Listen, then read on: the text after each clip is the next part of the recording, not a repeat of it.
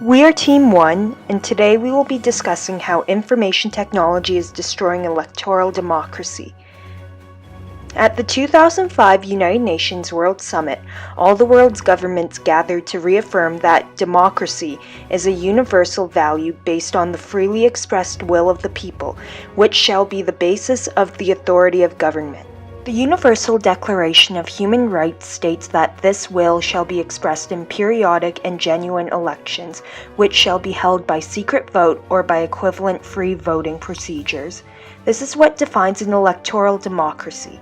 The UN Secretary-General has also gone on to state that any electoral assistance must enhance confidence and credibility in both the process and outcome of an election. According to Nature, information technology is the design and implementation of computer networks for data processing and communication. This includes designing the hardware for processing information and connecting separate components, and developing software that can efficiently and faultlessly analyze and distribute this data.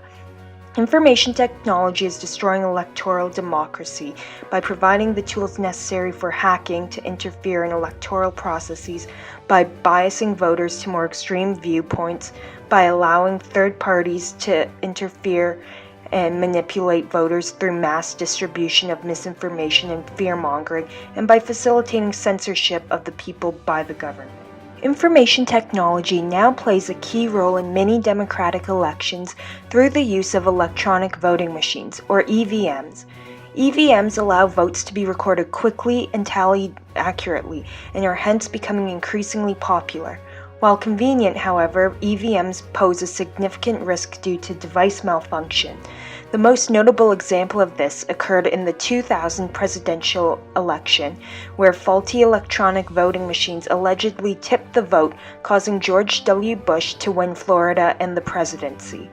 These EVMs also bring with them security concerns that hackers could directly influence elections by changing recorded votes, which is further eroding public trust in democratic elections. A 2016 survey of American voters found that 56% of those surveyed said that they were concerned that the election would be affected by hacking or a cyber attack. 58% of those surveyed believed that the greatest vulnerability lies in EVMs, and 36% believed that their voting information was insecure. Additionally, the study found that more than 1 in 5 registered voters might have stayed at home on election day due to fears of vote tampering. These statistics clearly demonstrate the increasing distrust in electoral processes due to information technology. Our second argument is that information technology is destroying democracy by creating extreme biases. Information technology is making citizens emotionally attached to extreme views and less willing to compromise. Information technology, particularly social media websites like Facebook and Twitter, are known to create positive feedback loops called echo chambers. An echo chamber is defined as an environment in which a person encounters only beliefs or opinions that coincide with their own, such that their existing views are reinforced and alternative ideas are never considered. For example, Facebook uses algorithms to determine if an individual is left or right-leaning based on what articles they view and the things that they post. Facebook then targets that individual by showing them more news articles that are in line with that political viewpoint. This creates an artificial selection bias which strengthens the individual's viewpoints without exposing them to other perspectives. This is especially dangerous because it can happen without the individual even realizing that they're only seeing one of many perspectives, and ultimately deprives the user of the opportunity to form opinions based on the entire story. A key principle of democracy is that citizens should be able to vote for actions or for political candidates based on their beliefs. These echo chambers are detrimental to democracy because they easily allow large corporations or governments to dishonestly manipulate public opinion in order to influence elections to their own benefit, rather than for the benefit of the overall population. Elections are no longer fair when certain parties exploit social media to target voters with misinformation. For example, the 2018 British House of Commons interim report on disinformation and fake news found that Russian agencies used social media platforms like Twitter to target individual voters with misinformation during the 2016 Brexit referendum, urging them to vote Leave the European Union.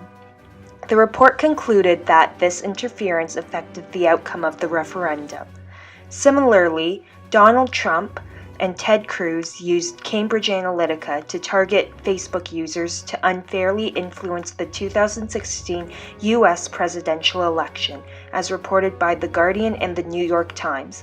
Strong evidence also suggests that Russian hackers attacked the Democratic National Committee in order to obtain information that was leaked at strategic times in the election to help elect Donald Trump as President of the United States. Information technology also played a key role in the 2018 Mexican presidential elections. As reported by Forbes, the PRI party used Cambridge Analytica to build profiles of voters to target them on Facebook. The company collected information for the profiles from a popular app called pig.gi, which allows users free access to Facebook by answering a questionnaire. The company used similar techniques when it was hired by the INC party in India during the 2010 Bihar state elections, and company documents reveal that similar preparations were being made for the Indian general election in 2019. Clearly, the advent of social media has made it easier for political parties and foreign actors to unfairly influence a variety of democracies by spreading targeted misinformation among their citizens. Such effective precision spreading of misinformation to influence elections was not possible before the widespread adoption of social media. Ultimately, this erodes trust in the electoral system because election results may no longer be seen as a reflection of public opinion, but rather as an indication of which side has more effectively manipulated voters with misinformation. Reaching out to the voters is an essential part of democracy, and today, social media platforms are amongst the most effective tools to achieve this. It's an outlet by which different candidates or parties may openly express their views, opinions, beliefs, and plans to the public, giving voters both a fair chance at easily comparing these different candidates during elections and getting vital information on current events in the social state. Social media platforms thus empower journalists and other influencers to quickly and effectively convey their messages to the general public. This, however, also paves the way to those who intend on misusing this tool to derail the thoughts and actions of the masses. Individuals with malicious intent can now easily create falsified news to distract the masses or heavily influence their decisions. In the 2017 study of the 2016 U.S. presidential elections by the Journal of Economics Perspectives, it was reported that fake news articles were shared a total of 38 million times. Social media platforms are thus a breeding ground for misinformation, altering the decisions of the masses and allowing third parties to influence democracies to meet their interests. Opinions of the general public are an integral part of a healthy, functioning democracy, and therefore of paramount importance. Any factors negatively influencing this thus shatters an essential pillar of democracy. Our final point centers around the fact that governments are finding it easier than ever to silence those who are critical of them by using information technology. This is opposed to one of the main rights given to citizens of a democratic society, as echoed by the European Court of Human Rights. Freedom of political debate is at the very core of the concept of a democratic society. Looking at nations who do not subscribe to the idea of freedom of political debate, we can see the effect that the abuse of information technology has, and gives us a glimpse of what will happen to democratic society if we continue to head on our current trajectory. In 2013, the Saudi Arabian government detained and sentenced Raif Badawi, a Saudi Arabian blogger, to 10 years in prison and 1,000 lashes for insulting Islam through electronic channels. Badawi's blog post questioned the religious enforcement of the theocratic government online, which angered the Saudi government enough to lead to his arrest. In June of 2018, 12 Turkish citizens were charged with insulting a state leader after a video of them at a political protest circulated online, where they chanted President Erdogan's name in conjunction with curse words. Also in 2018, the Egyptian government arrested 111 bloggers, journalists, and social media users for disseminating false information. Those caught posting anything that is considered by the government as fake news are subject to punishments ranging from a fine to up to 15 years in jail. While the same practices have not occurred in any democratic society as of yet, the seeds of this type of activity have been planted and can already be seen. Government officials in Canada have been found to block users on social media and delete posts, potentially removing the right for these citizens to criticize and debate with government officials.